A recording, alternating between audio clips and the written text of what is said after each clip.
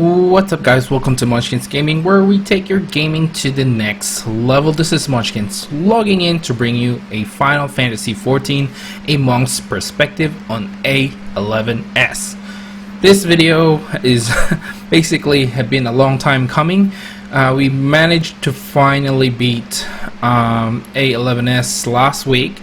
Now the reason why it took so long was because I was basically away for about 3 weeks and we didn't manage to actually keep on playing. My group basically, I think our ninja basically disappeared without telling us anything. So yeah, this video is a little bit late, so I'm really sorry, but here it is now. So basically you always start out with your opener, very basic stuff, and of course I do try and save my Howling Fist here because if your tank is putting the boss near the ad, you will be able to hit both of them with Howling Fist. The same can be said for Elixir Field, so my Elixir Field should usually be up by then. And of course guys, this is not a guide to the fight, so I do expect you guys to know the I guess the basic mechanics. That's what I want to say. So basically when it's the edge, if I have to go to the edge, usually I go with the tank so I can keep DPSing. The same can be said for the stack and spread optic side. So just to let you guys know, that's how I usually do it. When it comes to Shiva though, that's a little bit different. So make sure, okay, in this mechanic, you just charge up your chakra and then go back and continue DPSing again. So basically the first phase is quite easy, but when it comes to Shiva, it's kind of hard to sort of decide where the tank is going. You can't really expect that, but you shouldn't really lose Grease Lightning. My other tip is, of course, if you are expecting the Shiva sort of mechanic, is basically hopefully you do have shoulder tackle, and this can save your Grease Lightning if you're really in a jam. But like I said, it's not that important.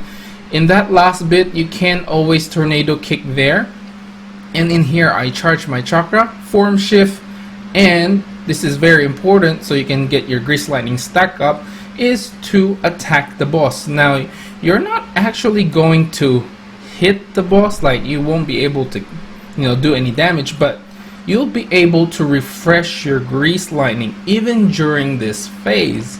So limit cut, even though you can't damage the boss, you can get Grease Lightning up. Very important to make sure your DPS is always high, or at least in a decent level. And of course now will be the I guess the change of the phase. After that sword swipe, I usually will tornado kick, and I'll be able to do one more hit before I get pushed back. Now charge up your chakra.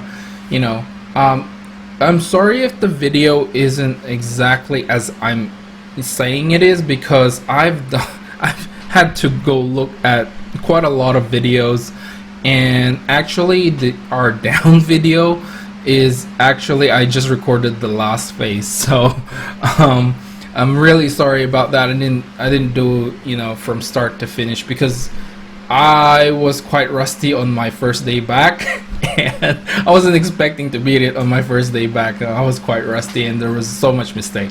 Anyway, getting on with the second phase with the Lapis Lazuli.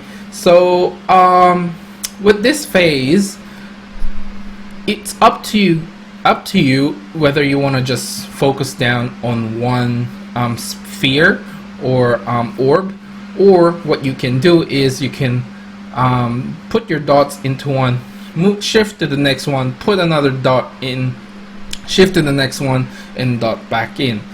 It's very iffy with me because I usually want the orbs to be alive by the time I move you know, to if I do get the mechanic, which is kind of annoying if you do get the mechanic. So sometimes I want the orbs to be alive, so I know if I have to go in that corner that there is something to DPS. But then again, if you really want to make sure your DPS is up, spreading out your dots is always a good thing. It's always a DPS gain if you can get all your dots up. In saying that, you have to make sure that the orbs doesn't die before those dots drop. So that's just a little thing to I guess to remember. So if the orb's about to die, probably not worth putting a dot in, but you know. So anyway, let's get on with the video. So after the lapis lazuli, that mini phase, you're going to basically do the same thing. There's basically no restriction in this phase. If your DPS is low, which I think shouldn't be the case with the way things are now, your DPS should make you skip some of the, I guess, mechanics, which is I think the one with the shield and the blitz, the one he tackles someone. So hopefully you guys don't have to do that.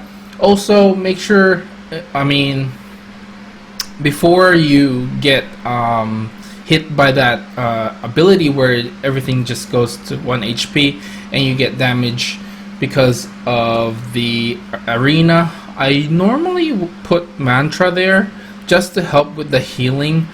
I'll know, because the first one to get hit by that is the off tank, and then I know the next one would be the DPS. So I normally would put mantra. Our tank uses divine veil, so we can keep on DPSing. Anyway, after that, it'll be basically the next phase again. You can always tornado kick and get another hit in, charge up your chakra, and head off into the airplane. So now, guys, I am going to skip this and go through the last phase straight away.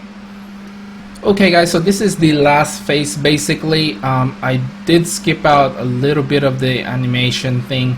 This is our down. So yeah, so here we go. Sorry, but I do lose quite a few grease lightnings here and there, because like I said, I was quite rusty with this. But generally speaking, if you don't have Shiva, I normally save my shoulder tackle, as you guys could see, but I was quite a bit late there in getting back to the boss, and I lost grease lightning. So but you can definitely save grease lightning in any given moment in this fight. Now in the last bits of this fight, so basically everyone will stack in front of the boss, which is fine. Like, you know, make sure that you stack up real tight. You will miss your positionals here, depending on how you guys do it really, but that's the way we just did it in this fight. So don't worry if you get hit by those big AoE areas as well, because basically you're not gonna get hit by anything else if you manage to dodge everything, especially the lasers. So the lasers, the way we do it, so I don't have to worry about won't be hitting the boss, is basically what I do is what we do, sorry, is we stack behind the boss. There's a different way of doing this, and that's if you go on the, you know, like real corner at the back of the boss, so you can still hit your positionals, and then you just, after the laser, you go to the next one. So that can work out too. And of course, with that whirlwind thing, basically if you have to hide behind the tower, so make sure you form shift. And again, in here in limit cut, the same thing I told you guys, form shift, and make sure you're looking at the boss so you don't get pushed back, and you will at least get grease lightning 2 up, and then should be 3 by the time he pops up in the middle. In the first limit cut, I forgot to say that it is possible to start out with the 3rd level grease lightning straight away in the first phase.